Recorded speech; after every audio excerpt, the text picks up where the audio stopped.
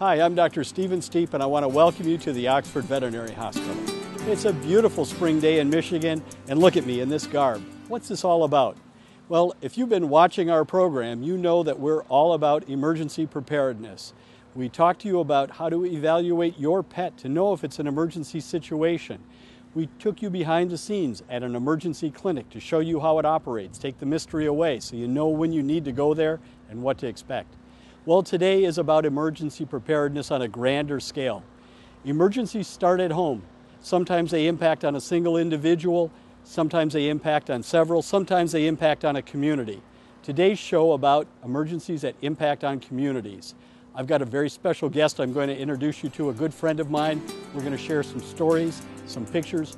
Don't go away. It's all about animals, emergency preparedness. Well, I'm out of the Tyvek suit, a lot more comfortable inside, and want to talk to you. I want to talk to you about emergencies. When we think of emergencies on a grand scale, we think of things like hurricanes, think about things like tsunamis, the one in Japan, horrendous events, devastating to communities, can be devastating to countries. Of course, we live in Michigan. We've got 4 seasons, but we don't have anything like that here. We don't have hurricanes, we don't have tsunamis. Do we ever have anything we need to be afraid of? Well, think about it. It wasn't that long ago, 2011, when if you lived in Dundee, Michigan, you were impacted. Tornadoes went through and devastated homes and communities. And then, of course, 2012, last year, Dexter had tornadoes. You can think about the fires last year up in the UP, and that displaced a lot of families. As recently as this year on the west side of our state, think of the flood situation we had in Grand Rapids. If that was in your neighborhood and you had to leave your home, what are you going to do? Who are you going to call? Who are you going to contact for help in the case of an emergency of a grand scale? Well, you might be contacting the fellow sitting next to me right here, my good friend, Dr. Mike Nalt. Steve, thank you for having me over here today. I really appreciate it. Mike, what a pleasure to have you here. We've known each other for a long time. Yep. We've been good friends. You're a veterinarian with an interesting background, and you've got a very interesting job right now. Tell our friends, what is it you've done in the past and what is it you do now? Okay, I was in private practice for about the last 12 years. Then for the last 3 or 4 years, I went in and started to work for the state of Michigan, where I became the Animal Industry Division's Emergency Management Programs Manager. And at that point in time, I started to plan for animal disaster events that may occur in Michigan. Animal disaster events that may occur in Michigan. What's that, like a disease outbreak where we're going to, our dogs get distemper? Or give us an example of what that means. It could mean both a disease outbreak, more along the lines if a foreign animal disease came in and affected Michigan's livestock, something like foot and mouth disease, which is a disease that is known worldwide, would definitely affect our economy. We'd have to go out and work on those animals to do what we can. Then if the other area that we would be talking about is disasters. The most recent one that we actually responded to was over out in Kalamazoo with the 2010 oil spill. That was a dramatic event, Mike. We were both there together. But let me back up for a minute. Foot and mouth disease, come on, that's not going to happen in Michigan, right? Well, we keep saying that, but at one of these point in times, we know things are going to change. Whether it happens in Michigan or somewhere else in the United States, it is going to come into our country at some point in time. You're absolutely right. And that did happen. That happened overseas. It happened in Great Britain. They didn't see that coming, did they? No, they didn't. And on the island that they were, it completely devastated them. Devastation is the key word. And I have seen studies where all it takes is one feedlot. Feedlot is where the animals are concentrated. People come and go. Think of it as a nursery school where everybody spreads out and how disease can travel. We live in a global age. A disease is not isolated to a single country. You and I, as veterinarians, get reports on this all the time. Correct. There's a new avian virus that we get reports on every week, and how many people it's killed and how it can transmit from animals to man. Your job's an important one. It's a side job, but you keep all of us as veterinarians informed about what's happening at a state level. We try to do what we can. We've developed the Michigan Veterinary Network, where we send out emails when alerts start to come.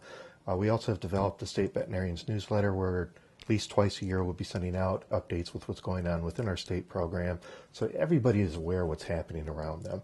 We certainly are aware, and many of us participate in VetCorps, and we are prepared and trained to be called in. I may be a small animal veterinarian, but my training allows me to extend beyond that. That's the unique thing about being a veterinarian. Not only is it for small animal, but you have to prepare for all the species, all the way up to the large animal, including the birds and the turtles and the reptiles. That's right. We learned that lesson. And you alluded to that when you talked about that oil spill over in Marshall, Michigan. Want to share a little information about that, the history? The Marshall, Michigan oil spill occurred at the same time that the BP oil spill was occurring back in 2010. And what happened is that we were kind of a side note to what was going on with oil spills. But we had 1 million gallons of crude oil spill into the Kalamazoo River that had to be cleaned up, and it affected a large amount of wildlife out in that river.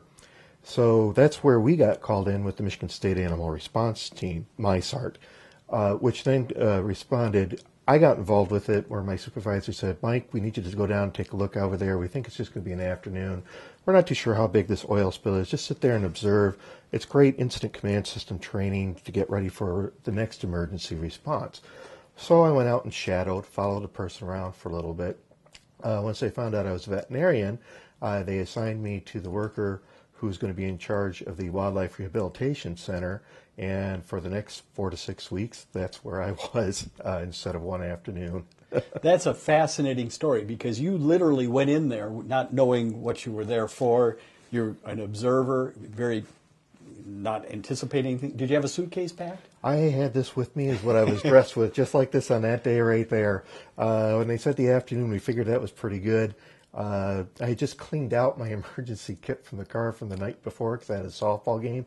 All my bats were still in the back of the car. This is a great story. We need to spend some time on it. But let's back up the clock a little bit because you mentioned an organization, the Michigan State Animal Response Team. And really, if it wasn't for that, none of our participation in that oil spill would have taken place. So tell us a little history about that organization. What happened is that the Michigan State Animal Response Team formed right after Hurricane Katrina and Rita went through and wreaked havoc in Louisiana and then on the Texas coast. From there, President Bush passed the Stafford Act, which included what was called the PETS Act, which requires states, federal governments, and local governments to start planning for animals into their disaster plans. So what ended up happening is that the state of Michigan met with a lot of like-minded people, contacted North Carolina, who had a state animal response team. They came up and we had a conference, and that was the beginning of it in 2007 of how the Michigan State Animal Response Team started out. In between 2007 and 2010, from the oil spill, we did have several small training events where to start to get to prepare for disasters, but we found out that we needed a lot more after going through the real thing up here. I was active in that. I was at that first meeting, and the stakeholders that were there included the state police, Michigan Veterinary Medical Association, Michigan Department of Agriculture, Michigan Humane Society, the Animal Control Officers Association in Michigan. There were so many groups that came, innumerable people that were interested, and that was a brainstorming session where we got together and laid the foundation for the Michigan State Animal Response Team. And from that we had several training exercises where we would go out, and one person that was integral to that formation and the exercises and the start of Michigan State Animal Response Team was the veterinarian that had this practice, Dr. Kathy Tyson, known and loved by people in this community. Kathy, she was, wherever there was something that could be done, a volunteer effort, she was there.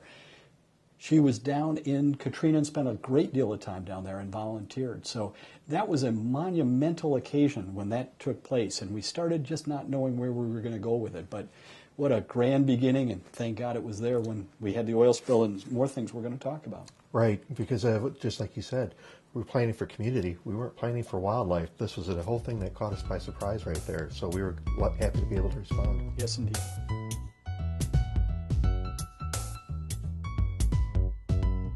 Well, I'm joined here today with my good friend, Dr. Mike Nalt. Mike was a veterinary practitioner, as I am, who then changed his career a little bit, and he has joined the Department of Agriculture in Michigan and is the state liaison with the Michigan State Animal Response Team. And we've been talking about how this organization got started, and we've hinted at some of the activities of the Michigan State Animal Response Team.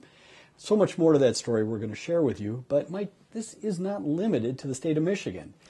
A lot of this has a national foundation. You alluded to that when you talked about President Bush and those early efforts. Can you tell us more? What happened is that with the Katrina and Rita response, emergency management was not prepared to deal with animals.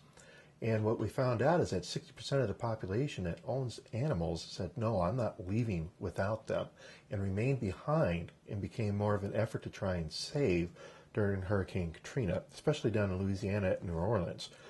From there, what ended up happening is that the law passed because they started to recognize we're ignoring too much of a population that are not going to leave if we don't address moving their animals with the people at the same time. So to save people, let's also save the animals. So you're saying that in an emergency situation where their lives were in jeopardy, people chose to stay behind, risk their own life, rather than leave their animals behind. Exactly. And they were not going to leave. They knew what was going to come. They were told what was going to come. There are a lot of people who lost their lives because of that. And it happened again in Sandy. We keep thinking it's been 7 years, 8 years since Hurricane Katrina.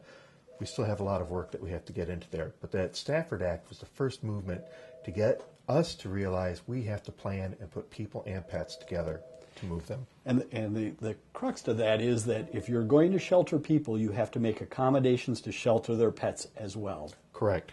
And that's what the law passed by President Bush allows for that to now happen, to go ahead and put it into the planning stages. And in certain areas, the Federal Emergency Management Agency, FEMA, will be able to reimburse for certain animals, household pet animals, that come into the shelters to help alleviate some of the cost with that. And in Michigan, we've been fortunate. We've been working with our Michigan American Red Cross and taking it to the next step where we actually have signed an agreement between each other that in a state-level disaster, if the American Red Cross needs help and it goes up to the State Emergency Operations Center, we will get a phone call asking to go out and do a co-located shelter with the American Red Cross so that people and their pets will be in the same location, so not too far apart to be able to work, go to see each other.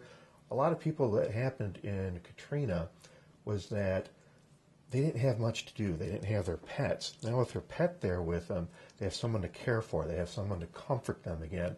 And that's just, you as a veterinarian know exactly what I'm talking about with that human-animal bond that forms between that can get you through some really tough times. No question about it. I would not think about ever evacuating without my pet. Molly, I could never leave her behind, and I know our clients feel that way. They're part of the family. They fill a childlike role, and we're not going to leave without them. Exactly. And you take a look at some of the studies today, 80% of the families that own pets are considered to be part of their family today. So on that, it's even a little bit higher than what it used to be. And you talked about the understanding that the Michigan State Animal Response Team has with the Michigan Red Cross. And I recall that training session we had a couple years ago. Can you share with our viewers a little bit about that? That was a great experience. We had two good experiences with the American Red Cross in Michigan. One experience that we had was actually working over in 2011 in Livingston County. We did what was called the New Madrid Fault exercise. They simulated an earthquake that occurred in Indiana that did affect Michigan, and that we would receive animals from other states along with their owners coming in to go into Michigan shelters at that time. We went through with the Michigan American Red Cross, the Mid-Michigan branch, and set up a co-located shelter on the fairgrounds in Ingham County. And it was a great exercise. We had a lot of kennels set up. We had people moving around. Both groups started to communicate with each other. Great training. Great training. It was. And being a participant in that, I can share my perspective on it. We had volunteers come in, and they didn't bring their animals. They brought simulated animals, and this allowed us to get a feel for things. And they might be a stuffed animal that they brought in. And what would happen is that people would have to bring their animals to a separate area where we would triage it, making sure there was no illness, assess their behavior, and then we would have to shelter that animal while the people then were taken to another area, as you said, translocated, adjacent to it, and then they would be stabilized. And then once we had everybody together, they were allowed to visit and to stay with their pet. You don't take your pet into the shelter and tie it to your cot. No. That's not going to work. No. There's a little sacrifice there that takes place. There is a difference there. Service animals will always be a little bit different They will always be with the owner and never separated from their owner. But the general dog and cat owner, you and I would have to leave them in the shelter in a kennel cage. Unless there's a special shelter designated otherwise, but most of them will go along that route right there. And what was interesting about this exercise is that they had thought this out. They had people come in and actors come in and play different roles. And I can recall there were 2 or 3 young people that came in were very disruptive and very convincing. We didn't know they were actors. We thought they were people off the street. We did well on that one. We tapped our department people, and we got some College of Veterinary Medicine students from MSU to come out and help us out. Give pizza, things go far. Well, you bribed them, and they did a good job. And we had people simulate the emotional distress that they'd be in. They questioned us as veterinarians. Do you know what you're doing? And it was our job to extract history from them. It became very real for us as participants in that exercise. And that's what we wanted to actually simulate this time, to actually try and get that across so that we get a little more of an understanding ourselves about it. We get it in our daily practice when we practice. We're used to that one-on-one on the table. It does exist, and sometimes it's going to be amplified. And when you start putting all the other stressors around it with the people losing their homes, you've got people coming in, they're injured themselves, yet they're taking care of their pet first until they go get themselves taken care of. Right. That raises it to a whole new level that we just don't have to deal with on a day-to-day situation in practice. Very true, but it does fall on our shoulders. We're taught at an early point of our professional careers, you work at both ends of the leash. You have to. Right. You have to. Mike, though, you do so much more at a national level. You're traveling all the time. Tell us a little bit about that. I was elected last year in September to the National Alliance of State Animal and Agriculture Emergency Programs, NASEP, because that's a mouthful, association.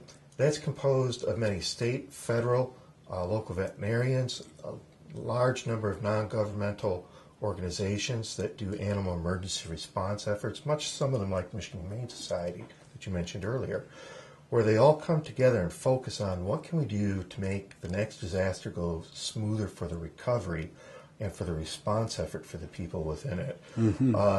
I was very fortunate to get tapped on and asked to attend at the FEMA headquarters during the Hurricane Sandy response, where it was the first time several new things were tried, including the American Red Cross helping out, working with PetSmart charities and distributing pet food out to people that were in their shelters, in their homes. That needed it because they didn't have any food left for their pets. Good point. I mean, you go to a shelter. How long are you going to be there? What do you take with you? And we got to talk about that before this show's over. But you don't know how many days you're going to be there and what you're going to need. Exactly. And then the fact that they had no power, no gas, no clue to what was going to go on. Yeah. They were trying to get homes, but if you had a pet, that was another thing to get into more of a long-term shelter effort versus temporary. Some places still weren't going to accept those animals, even during a disaster like that. Interesting.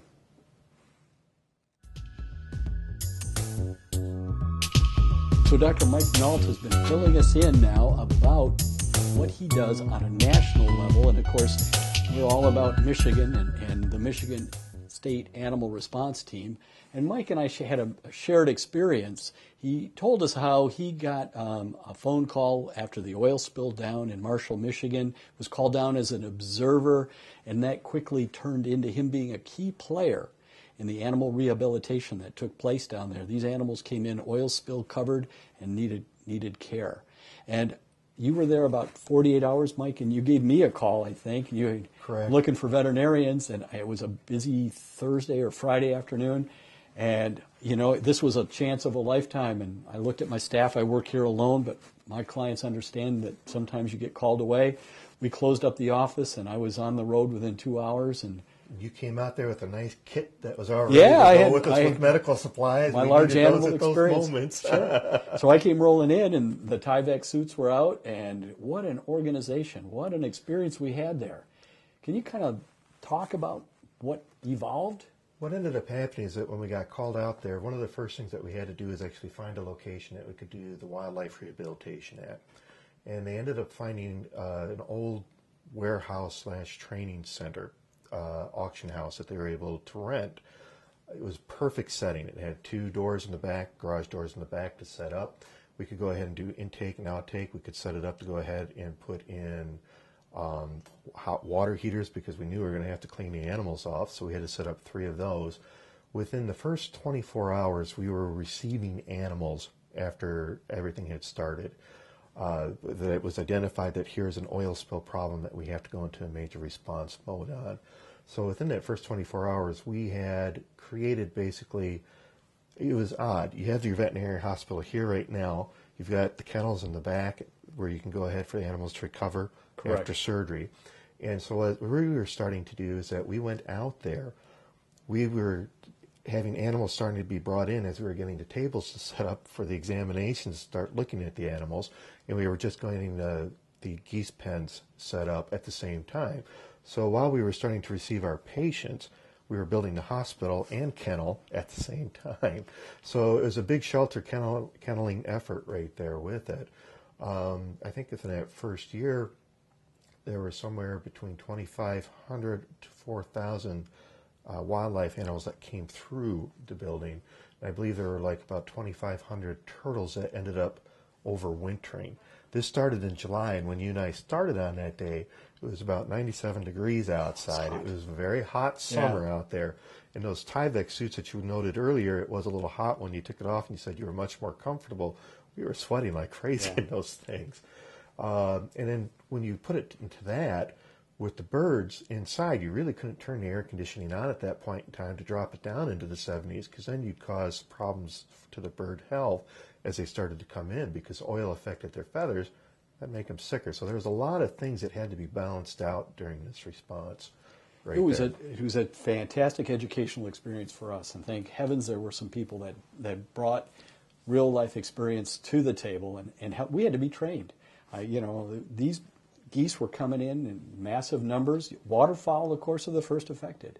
They're on the surface of the water. That's where the oil is. They're coming in covered. They can't fly. They can't preen. They can't take care of themselves. They're in shock. They're in danger of dying. We saw the third-degree burns from the oil on a few of them. We saw some of the eye ulcers caused from the oil getting on there as well. And the other part, too, is what surprised me is how some of them could fly, because we had to be a little more careful inside that if they got out, that they weren't going to be flying anywhere away from us. Unfortunately, we didn't have any of that happen inside. But we had avian experts brought in within a matter of days, a crew that came in that has done this before. We worked under their direction. We had animal rehabilitators, learned how to feed these animals. We had to go through a feeding schedule.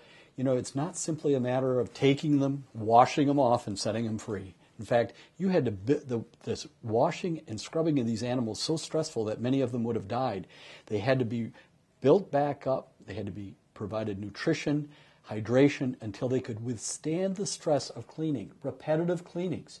Then they were put into rehabilitation pens until they recovered and ultimately released. And that process, start to finish, was, for many of them, weeks, almost months. And watching how the whole response morphed, because like you said, the first thing that we had come in were the geese. And then we had a few snapper turtles. And we figured, well, we're not going to get much turtles out here. We mainly just have birds. Right. Well, it went from birds, when they stopped, most of those had taken off, were cleaned. All of a sudden, the turtle population exploded on us, and we went into phase 2.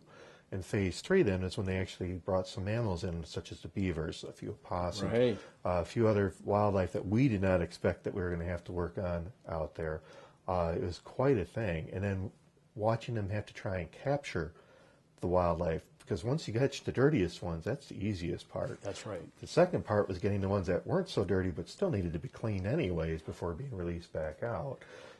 Well, and there was more to it. The logistics of managing that with feeding the volunteers, getting volunteers. Tell us about getting volunteers. I mean, my clients were, when they heard about this, where do I go? What do I do? I want to be there. I want to help. And everybody, that's their first response. And unfortunately, you don't need a spontaneous, untrained volunteer at emergency event. Part of what happens is that you need to get certain training with what's called the Incident Command System. And FEMA offers those type of training courses online, where it at least tells you where you would fit into a training response, or to a disaster response. From there then, once you receive that type of training, you may have to get more specialized training, like we did at this one. What ended up happening is that we ended up, I believe, all responses are supposed to be a local response first. If the locals can't handle it on a county level, then it moves up into a state level. After that, it then goes into the national level. This one shot so fast through local, state, and was right into national. Everybody's in shock, like, what happened to us? How can I help? What ended up happening is that a website was set up, and I believe that there were over 2,000 volunteers in the first initial days set up to say, well, I want to help out my community. I want to do something for my community. Unfortunately, as I was saying, untrained volunteers can cause more problems. We had to go through the hazmat training, hazardous materials training, because this was oil. And with the oil that was there, we had to be aware of how to work around it so that we didn't become sick from it. Unfortunately, the first 110 volunteers that we had come in and go through that hazardous materials training, only 2 of them came back for their second day of work. And you consider that was a 4 to 6 hour training course. They work for 3 to 4 hours after that in the rehabilitation area, and then they're gone, and we don't see them again. It takes commitment, and that's what this is all about. It's an emergency, but you can only deal with it if you're prepared. Right. Emergency preparedness. And because we had MySART, because we had already gone through our ICS training, we were prepared. One of the key components of ICS training is that you're told what to do. Everyone has a job. I may be a veterinarian and I may know how to do medicine and surgery, but in that setting, I was best utilized sometimes to clean out cages, to get down on my knees and get oil covered and clean out the geese pens and to tube feed those geese. And I took direction from people that normally I might be giving direction to, and I was glad to do it because I knew that was how I would be most effective. And it worked out great because with you there doing it specifically that way, it didn't cause any problems. There was no head-to-head issues There's going no room on for from egos. Confrontation. Right. Egos were all checked in at the door. That's we have right. to go and work together as a team to respond to this. Right. And it really came together well in this response. I think we had probably one of the fastest responses. This oil spill was the largest oil spill in Midwest history of the United States. So with that in mind, and you look at what we went and did, it's really something that stands out. It's very special to remember. At the time we were there, it was very hectic and stressful, and I know that we weren't thinking exactly in those terms right there. But looking back on it, it was an experience that I would definitely go through and do again. Absolutely. You know, one of the side stories, though, has to do with these little devices. And tell us about this. Mentioned that the largest animals that came through were turtles. In Michigan right now, this is a microchip that you would use in dogs and cats to go ahead and identify them with their owner. And what would end up happening in our case is that we ended up capturing the turtles, taking the GPS coordinates, writing everything down in the book. We would then put a microchip into the turtle. It would go through the rehabilitation, the cleaning, and then it would go all the way back out and be released into the wild. When it was released into the wild, it had a microchip in it so that we can go ahead and identify that this turtle was actually part of an oil spill, and we can actually monitor the recovery of the river's health by following the turtles thanks to these microchips. Yes, and these microchips are about the size of a grain of rice. They're inert. They don't do anything, but with a proper reader and passing over it, it gets a very unique number. And so that's going to help us in Michigan. This is the Great Lakes state. We're all about water. We're all about maintaining the health of our natural areas. And as unfortunate as that was, this is a positive aspect that will help us learn a lot more. And we can follow this out more with the studies and everything else for future. Very good. We may never see an oil spill like that again in Michigan. I hope we don't. I hope we don't do that. Yeah, but odds are we're going to have an emergency. Something's going to happen. Right. And if it happens in your community, if it's a tornado, heaven forbid, some disaster, we're in the middle of the night, you got to get up and move out. Someone with this card may not be there right away. MySART might not be there within the first day. And if you have to pack up, you have to leave, and you have to take your pet with you, Mike, you need to be prepared. What do you recommend? This is just an example of an emergency kit that you can have prepared for your kit. Put it in a tote like this or put it in a 5-gallon bucket. Mm-hmm. But the place to go is to avma.org. And if you go to their store, you can download the Saving the Family pamphlet that they have there. It will outline for you for your large animal as well as for your companion animal in the house, what to bring with you and what you need in your kit. Excellent advice. And we didn't touch much about large animals, but that is an extremely important part of this. And for folks watching this show, avma.org, disaster preparedness, that's the site to go to. It's all the information's there. Stop in the Oxford Veterinary Hospital. I'll be glad to talk to you about this. It's a subject near and dear to my heart. If you want to join MySART, we got room for you. It's going to take some work. Remember what we said about commitments. I want to thank Dr. Mike Nalt for joining us today. Thank you for having us again and talking about mice art. We really appreciate it. Great. I want to thank all of you for watching us. Be with us next time when we talk all about animals.